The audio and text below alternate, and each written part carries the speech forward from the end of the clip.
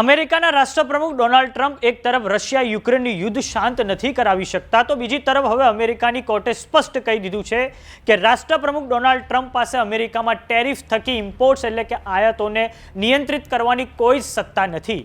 આ માટે યુએસની કોર્ટે ઇન્ટરનેશનલ ઇમરજન્સી ઇકોનોમિક પાવર્સ એક્ટનો હવાલો આપ્યો છે. તો બીજી બાજુ ટ્રમ્પના તંત્રએ કોર્ટમાં ભારત પાકિસ્તાન વચ્ચે યુદ્ધનો હવાલો આપ્યો છે. તો આવો જાણીએ શું છે કેસ. નમસ્કાર, જમાવટ સાથે હું છું પાર્થ.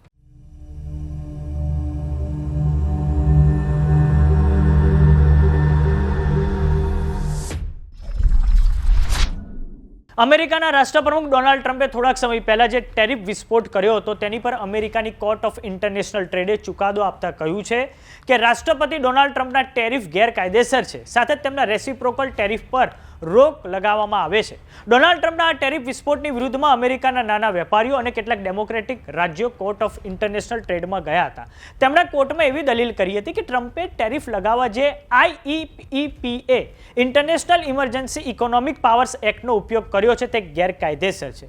અમેરિકાના ફેડરલ કાયદાઓ આ માટે રાષ્ટ્રપતિઓને ટેરિફ ઇમ્પોઝ કરવા માટે કોઈ જ અધિકાર આપતા નથી. હવે યુએસની કોર્ટ ઓફ ઇન્ટરનેશનલ ટ્રેડે ચુકાદો આપતા કહ્યું છે કે international emergency economic powers act એટલે કે IEEPA અંતર્ગત ડોનાલ્ડ ટ્રમ્પને ટેરિફ લગાવવાનો કોઈ જ અધિકાર નથી. જો કે કોર્ટના આ ચુકાદાથી ટ્રમ્પે બીજા કાયદાઓ અંતર્ગત જે ટેરિફ લગાવેલા છે તેને કોઈ અસર પહોંચવાની નથી.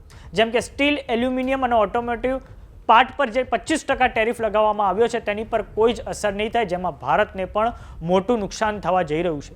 આંતરરાષ્ટ્રીય અખબાર ન્યૂયોર્ક ટાઈમ્સે આ બાબતે વ્હાઇટ હાઉસના પ્રવક્તા કુશ દેસાઈની પ્રતિક્રિયા રિપોર્ટ કરતા લખ્યું છે કે અમેરિકાની આપદાનું સમાધાન કરવું તે બિન ચૂંટાયેલા જજોના હાથમાં ક્યારેય નથી. રાષ્ટ્રપ્રમુખ ડોનાલ્ડ ટ્રમ્પ એક્ઝિક્યુટિવ પાવરના દરેક લીવરનો ઉપયોગ રાષ્ટ્રની એટલે કે અમેરિકાની આપદાને સંબોધવા કરશે.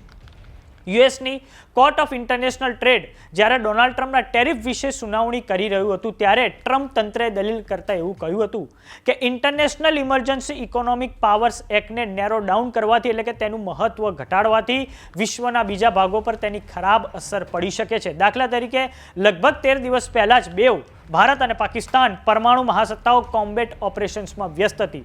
ત્યારે બેઉ દેશોએ મેની 10મી તારીખના રોજ સીઝફાયર કર્યું હતું. આ સીઝફાયર એટલે થયું હતું કેમ કે રાષ્ટ્રપ્રમુખ ડોનાલ્ડ ટ્રમ્પે બેઉ દેશો ભારત અને પાકિસ્તાનને વ્યાપારનો વાયદો આપ્યો અને બેઉ દેશો વચ્ચે સીઝફાયર કરાવડાવ્યું હતું. જો રાષ્ટ્રપ્રમુખ ડોનાલ્ડ ટ્રમ્પની સત્તાઓને આ ચુકાદા થકી નબળી પાડવામાં આવશે તો ટ્રમ્પની ભારત અને પાકિસ્તાનને અપાયેલી ઓફર વિશે પ્રશ્નો ઊભા થશે. તેનાથી સમગ્ર ભારતીય ઉપમહાદ્વીપની સુરક્ષા પર ખતરો ઊભો થશે, કરોડો લોકોના જીવ જોખમમાં આવી જશે.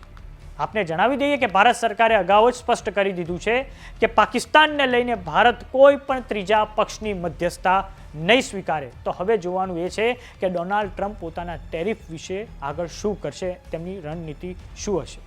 તો તમારું શું માનવું છે અમને કોમેન્ટ બોક્સમાં લખીને જરૂર જણાવો. જો તમે અમને યુટ્યુબ પર જોઈ રહ્યા તો સબસ્ક્રાઈબ કરો. જો તમે અમને ઇન્સ્ટાગ્રામ અને ફેસબુક પર જોઈ રહ્યા તો ફોલો કરો. નમસ્કાર.